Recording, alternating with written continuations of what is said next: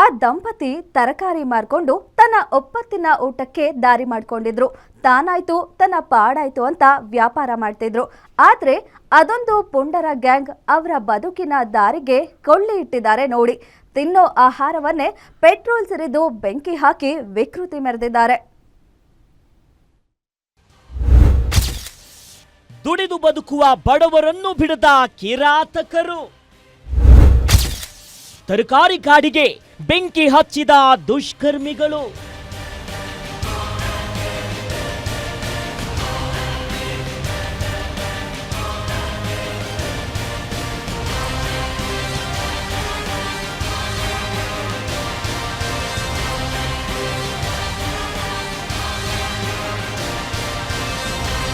ಈ ಮಹಿಳೆ ಹಗಲು ರಾತ್ರಿ ಎನ್ನದೇ ಕಷ್ಟಪಟ್ಟು ದುಡಿಯುತ್ತಿದ್ದಾರೆ.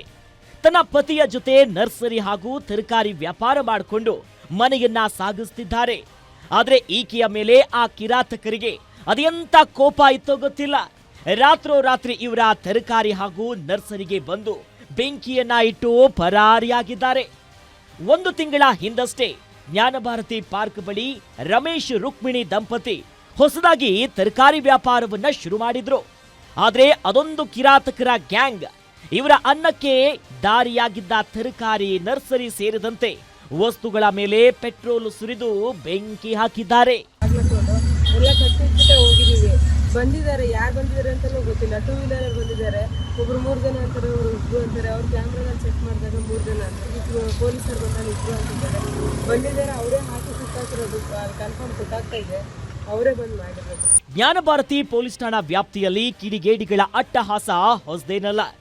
ಈ ರೀತಿಯಾದಂಥ ಪುಂಡಾಟದ ಘಟನೆಗಳು ಆಗಾಗ ಈ ವ್ಯಾಪ್ತಿಯಲ್ಲಿ ಬೆಳಕಿಗೆ ಬರುತ್ತಲೇ ಇರುತ್ತೆ.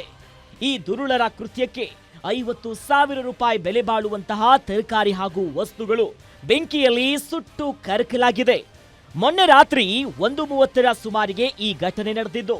ಕೂಡಲೇ ಸ್ಥಳೀಯರು ಗಮನಿಸಿ ಅಗ್ನಿಶಾಮಕ ಠಾಣೆಗೆ ಕರೆ ಮಾಡಿದ್ದಾರೆ. ನಂತರ ಸ್ಥಳೀಯ ಪೊಲೀಸ್ ಠಾಣೆಗೆ ಮಾಹಿತಿಯನ್ನ ನೀಡಿದ್ದಾರೆ. ಇನ್ನು ಜ್ಞಾನಭಾರತಿ ಪೊಲೀಸ್ ಠಾಣಾ ವ್ಯಾಪ್ತಿಯ ಜ್ಞಾನ ಗಣಪತಿ ದೇವಸ್ಥಾನ ಬಳಿ ಇರುವಂತಹ ಪಾರ್ಕ್ನಲ್ಲಿ ಈ ಘಟನೆ ನಡೆದಿದೆ.